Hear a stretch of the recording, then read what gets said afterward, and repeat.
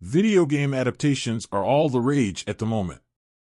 Between Super Mario Bros. And The Last of Us, the quality of these productions have jumped leaps and bounds since the days of Mortal Kombat, Annihilation, and, funnily enough, the live-action Super Mario Bros. Movie.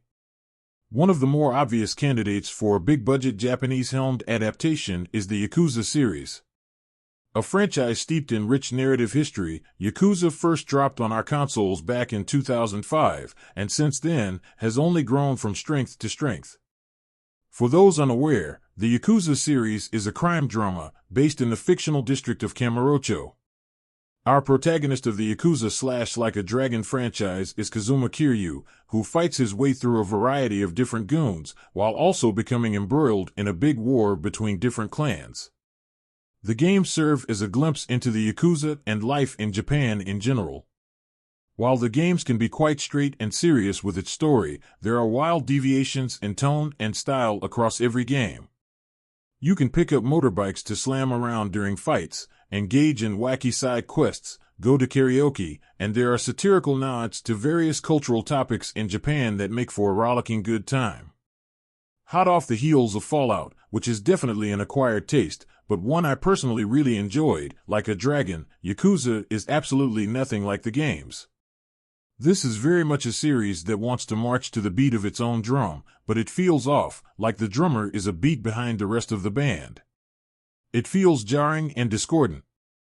The story here takes the bare-bones summary from both Yakuza 0 and Kiwami 1, mashing them up together into something barely resembling the Yakuza name.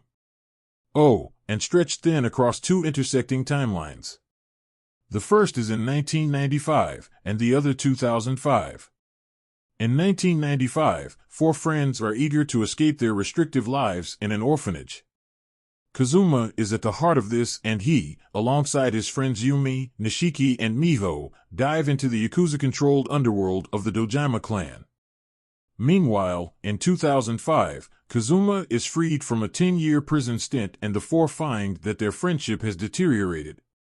There are big tensions between the Tojo clan and the Omi alliance, threatening all-out war.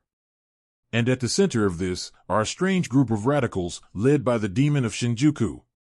The trouble with branching out and going your own way is that you'll always have the source material to try and usurp.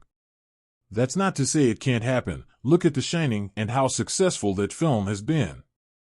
But when it comes to the Yakuza series, you already have built-in lore and a dedicated fanbase. What Amazon has chalked up for us here just pales by comparison. In fact, it pales next to other Japanese series that have released this year. Both Shogun and Tokyo Vice have been breakaway hits, so it's incredibly frustrating to see this just sorta exist. It's not a bad series, and there are some nice additions, especially later on in the series. But the creative decisions here are just baffling, to say the least. Characters don't act like their game counterparts, while others are twisted to become unrecognizable splodges that are just here to make up the numbers. However, there are clear Easter eggs to fans, including Kazuma first trying on his iconic suit, or meeting characters like Goro Majima who, I may add, is the absolute best part of this whole show. But in between that, we get this super grounded, super serious crime drama that never captures the essence of what makes Yakuza such an iconic series. There are no bouts of silliness to alleviate the tension. There are no wacky side quests or iconic segments that make you feel like you've stepped into the Yakuza universe. In fact, it feels like someone just read the wiki page and called it a day. There's a clear desire to try and capture the mood of the series though, especially when you consider the aesthetics of this one. There are some scenes, especially during the mid and latter parts of the show, that really pop with bright colors and sunny exteriors. There are a few slow-mo shots of big action, and the musical score is pretty good too. But all of this falls by the wayside when it comes to the narrative, which is just not strong at all. In a year chock full of blockbuster hits, Like a Dragon, Yakuza fails to rise to the occasion. This is a bland, unfortunately lackluster adaptation that fails to understand what makes Yakuza so beloved to begin with. On its own, it's a mediocre crime drama, but next to its source material, this is a big disappointment. In an age where there's so much choice on the small screen, this just isn't a good time investment. Personally, I'd wait for all the episodes to drop before diving into this, and even then, give it a binge in one sitting. It's not bad, but it's far from the echelons of greatness it so easily could have had with a bit of work.